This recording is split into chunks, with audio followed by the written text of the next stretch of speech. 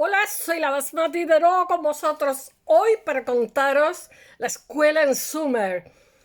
Sumer, ya sabéis que es la civilización más antigua, con diferencia, es la cuna de la humanidad, aunque siempre estén con Grecia, con Roma, con Egipto, sobre todo con Egipto. Incluso hay libros de historia que lo ignoran. Yo digo, pero ¿cómo es eso?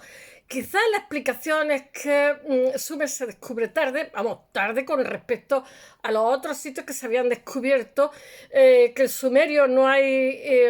no sé cómo decir, el arte egipcio es muy espectacular, mientras que el arte sumerio es muchísimo más sobrio, no que sea peor, es que es muy, muy sobrio, con tablillas cuneiformes, en fin.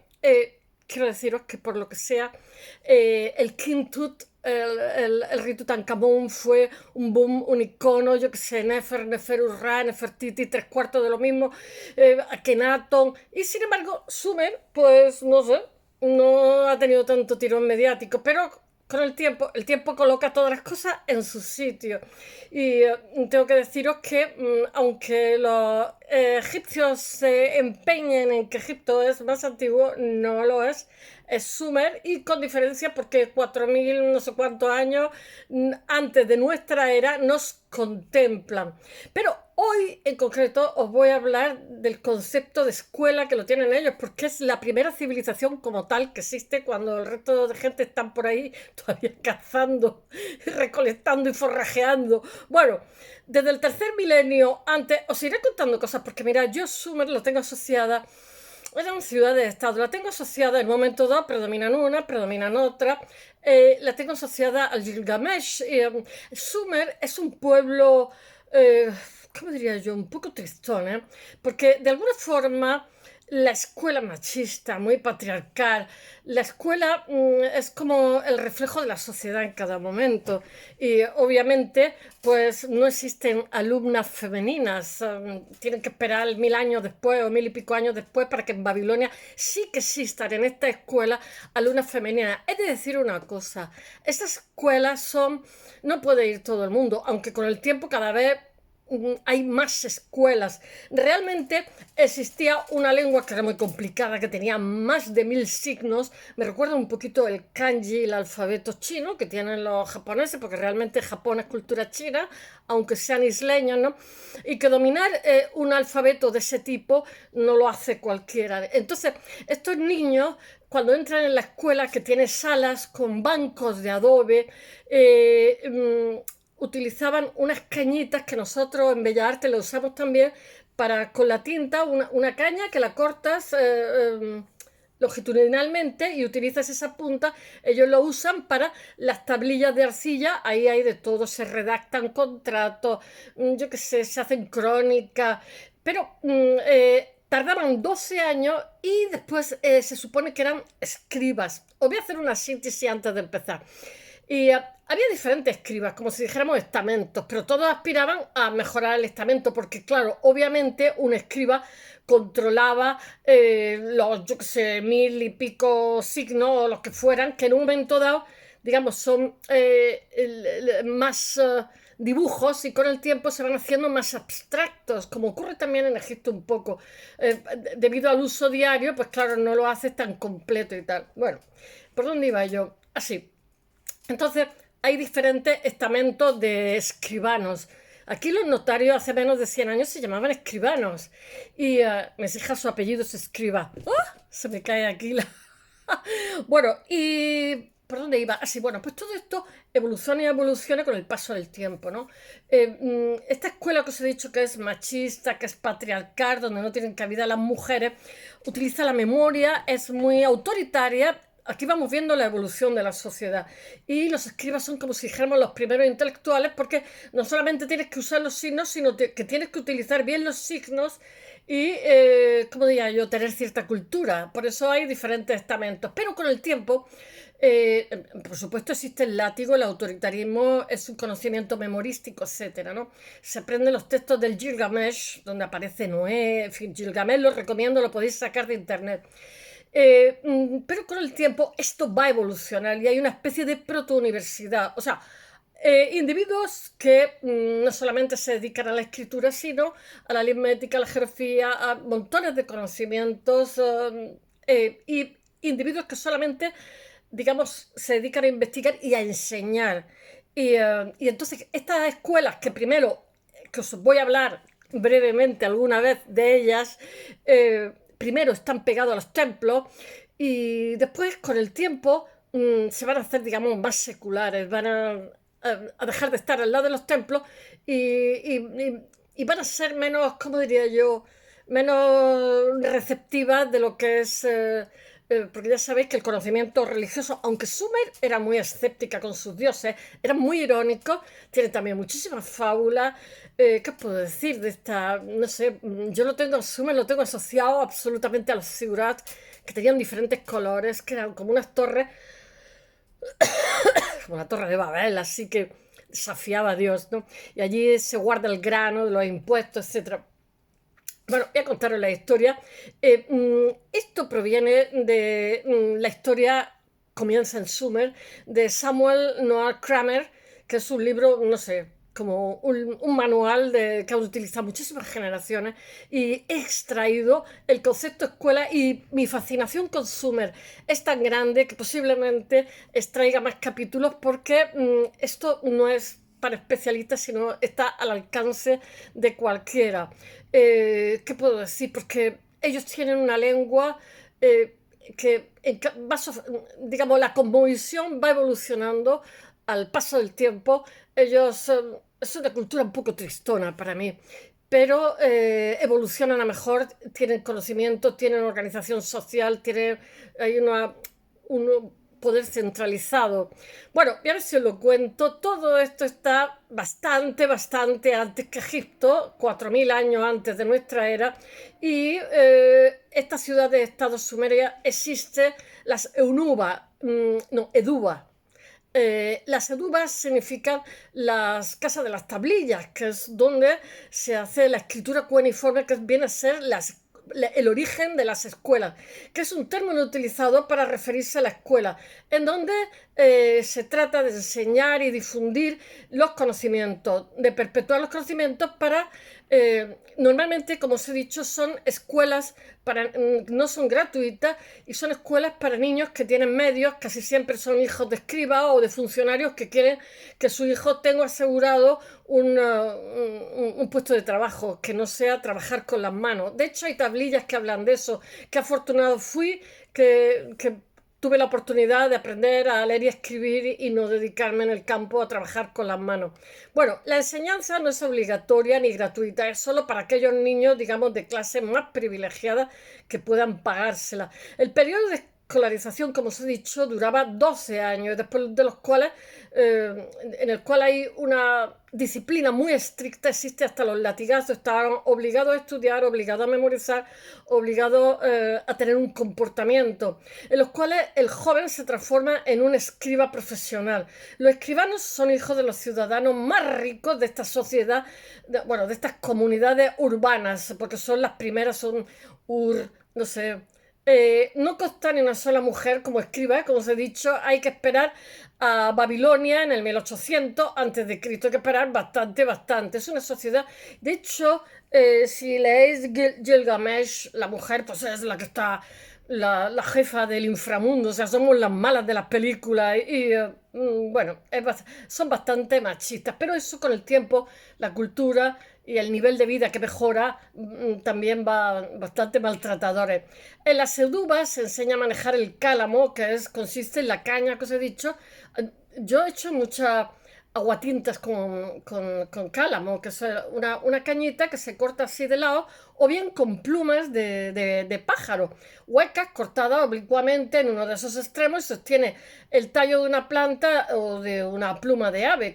Eso se está haciendo hasta ahora mismo, te venden las cañas ya hechas. Con ellas se escribe en una tablilla de arcilla húmeda. La historia de la humanidad empieza absolutamente en Sumer, entre el siglo V y IV milenios antes de nuestra era, en Mesopotamia, que es griego, que significa entre dos ríos, que son el Tigris y el Éufrates. Como os he contado, la vida empieza en Asia, pero nuestra civilización, sobre todo en el Atlas de Cavalli Sforza, que él dice que Cabal Forza está muy premiado, hizo como un atlas genético, dice que los bosquimanos son los que tienen de todo el mundo, tienen genes de todo el mundo, y la verdad es que ahora me fijo y son medio chinos, medio negros, medio...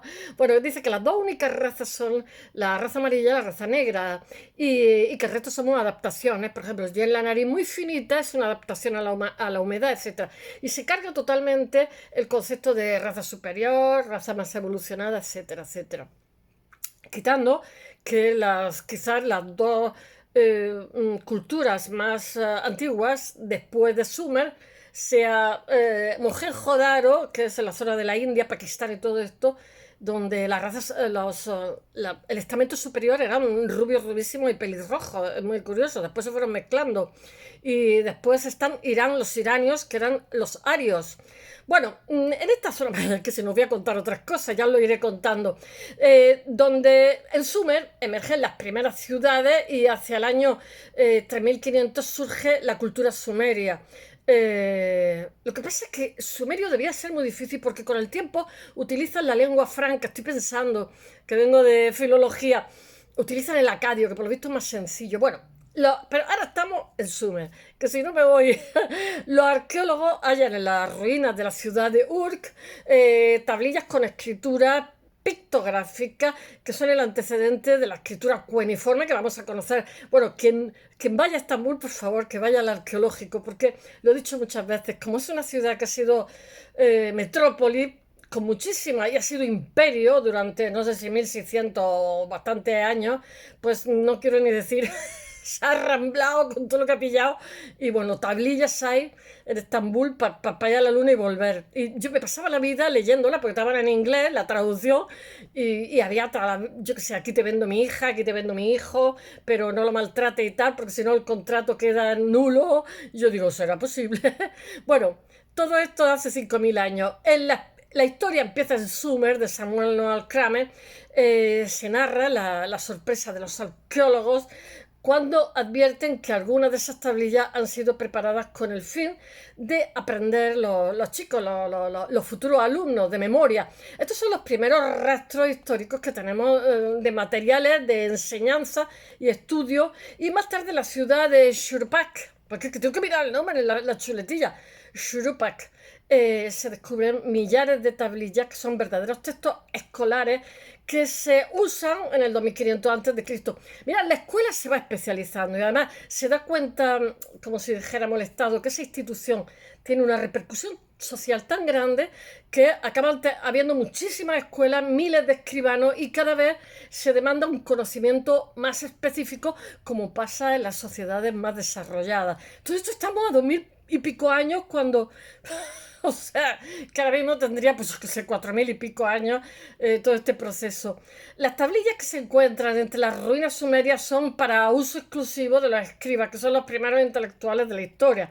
Es que aprenderse mis signos y saber utilizarlos en cada momento, saber... Esta gente hacían unas fábulas así un poquito pesimistas, pero no eran fábulas como las que conocemos de Esopo.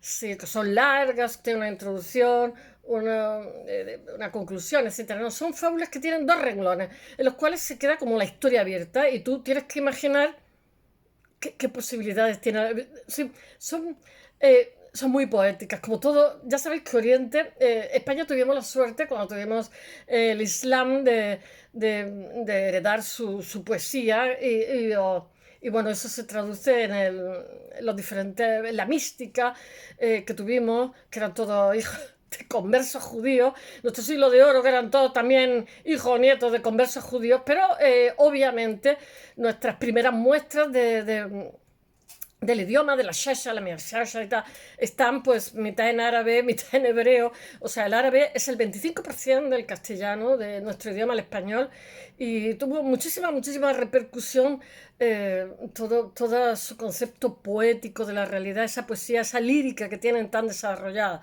Y claro, todo esto nos viene de Oriente, porque de alguna forma, cuando tuvimos una invasión árabe, que no sé hasta qué punto fue invasión, porque la población estaba hasta las narices de los reyes godos, que eran analfabetos, de los germanos, ¿no? Y la misma familia facilitó la entrada de esta gente, que tampoco eran tantos. ¿Y por qué decía yo esta historia tan larga? Y bueno, ellos eran el progreso en ese momento, en un momento de grandísima expansión, y nos dejaron su huella en nuestra literatura, que es maravillosa. Y bueno, y Al-Cid tiene muchísimos guiños a la literatura árabe y también muchos guiños líricos, etcétera. Bueno, tiene muchas manos también. Algún día hablaré de eso, porque se supone que ILA es arte y literatura. Nunca hablo de literatura. Bueno, aquí los escribas. Vayámonos a Sumer, please. Son los primeros intelectuales de la historia. Hay millares de escribas. Hay escribas de muchísimas categorías, muchísimos estamentos, porque claro, la experiencia es un grado, antes y ahora, ¿no? Hay escribas de categoría alta que trabajan para el rey, que son funcionarios reales, que escriben las crónicas o las cosas que yo que sé que tengan que escribir al servicio del rey, al servicio del templo. Hay escribas que realizan trabajos para la burocracia, etcétera. Me imagino que se especializarían, porque si tenían más de 1000 signos, pero también hay escribas subalternos que realizan tareas modestas, pero que aspiran con el tiempo a mejorar su estatus. Ya que pueden ascender, convertirse a la larga en altos dignatarios también, que a su vez tendría asegurado el perpetuar, el mandar a sus hijos a la escuela de escribanos, que costaba carita. Bueno, vamos allá. Entre 2500 y 2000 antes de Cristo, antes de nuestra era, se multiplican las escuelas en Sumer. El edificio escolar se halla primero junto al templo. Os lo he dicho, que primero tienen como... Eso también pasó en las madrasas, cuando empieza en Isfahan, los hakim, que son los médicos, ¿no? Estaban dentro de las madrasas, claro. Entonces había cosas como estaban dentro de las madrasas, tenían diferentes, ¿cómo se dice?, turbantes, según el nivel más avanzado o menos del futuro médico. Pero claro, como estaban en la madrasa, que es toda el grupo del templo, pues tenían prohibido. Ellos heredan toda la medicina de Galeno, etcétera, etcétera, y también la medicina ayurveda, que es cuando, ¿cómo se llama? El conquistador este griego abre un corredor, Alejandro Magno, no me salía, abre un corredor hacia Oriente, donde hay un flujo de conocimiento hacia allá y hacia acá. Entonces ellos, en la India estaba la medicina humoral y esa que conforma nuestra futura medicina. Entonces los árabes un poco son los receptores de todo el conocimiento este del creciente fértil, pero también son los mantenedores de las traducciones del mundo clásico, de Grecia, Roma, etc. Los mantenedores y engrandecedores, por eso tienen farmacéuticos, por eso tienen unos hakim maravillosos. Entonces cuando Europa está en el medievo esperando el fin del mundo, pues estos tienen una medicina adelantadísima. Pero lo que quería decir, que me estoy yendo, es que en las madrasas, en el templo, los futuros médicos no pueden diseccionar a los muertos porque lo tiene prohibido por religión, pero se hace de tapadillo, porque los médicos aprenden muchísimo pues de ver autopsias, pero claro, el Islam lo tenía prohibido. Claro, ¿tú cómo sabías de que se había muerto alguien que de pronto se había muerto si no lo rajaba? Bueno, a ver, estos también, la escuela en Sumer empiezan en el templo, pero poco a poco se largan del templo y acaban siendo muchísimo más laicas. Por tener en cuenta que la religión siempre el poder intemporal siempre se ha asociado con el temporal y eso, o sea, con los reyes, y eso es muy peligroso para lo que es el conocimiento, porque les pueden cortar las alas de la libertad de cátedra. Pero con el tiempo este se separa, o sea, la escuela se separa y tiene un carácter mucho más laico.